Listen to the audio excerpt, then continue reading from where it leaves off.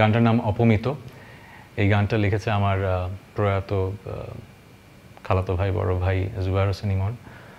আমার জীবনের একটা বড় অংশ আমার শিল্পী সত্তার পেছনে। ছোটোবেলায় যত বই পড়েছি আসলে ওনার কারণেই পড়েছি। লুকিয়ে লুকিয়ে ওনার বাসায় যেতাম, উনি এক একটা বই ধরিয়ে দিত, এমন এমন বই যেটা ওই বয়সে হয়তো সবাই পড়ে না। এই কারণে আমার বাবা মা একটু শঙ্কিত থাকতো, কী বই আনছিস আজকে, কেন এটা।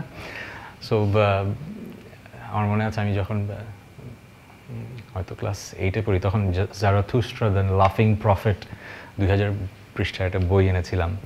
ওইটা পড়ার পরে আমার মনে হয়েছিল যে উনি আমাকে যেসব বই দিচ্ছেন এটা আসলে আমার মাথা একটু বেশি গরমিল হয়ে যাচ্ছে। ওইটার পরে আসলে ওনার সাথে আমার একটা দূরত্ব তৈরি হয়। কিন্তু আমার দূরত্ব তৈরি হলেও আমার সব বন্ধুদের সাথে ওনার এত বেশি হৃদ্যতা ছিল।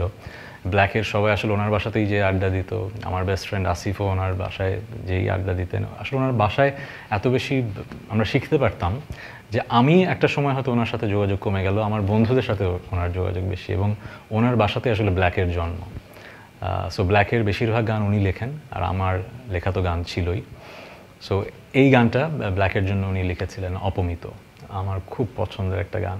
এই গানটা অনেক বছর করা হয় না, কিন্তু ওই যে আসলে আর্ট অ্যান্ড ইমোশন, এই গানটা ইজ আর্ট অ্যান্ড ইমোশন। এটা লিরিকটা এত এমন ডেপথ, এবং শ্যুটটা আমি করেছি, শ্যুটটার আমার মনে হয় যে এত মায়া, ওই আর্ট অ্যান্ড ইমোশনের মেলবন্ধনটা এই গানে আছে। এই গানটা ওই সময় খুব প্রচলিত ছিল, গত 20 বছর আগে।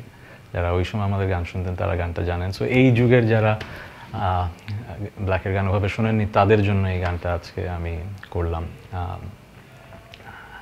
ওভার দি ইয়ার্স অন্যের লিরিকে হয়তো গান করেছি, টেলিফিল্মে, নাটকে যখন গান করি ইউজুয়ালি অন্যের লিরিকে করি, কিন্তু শুরুর দিকে আসলে আমি নিজের লিরিকেই গান করতাম, আর ইমন ভাইয়ের লিরিকেই গান করতাম।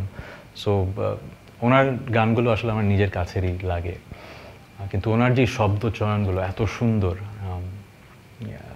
I miss him. So এই গানটা I would like to dedicate my brother ইমন ভাই।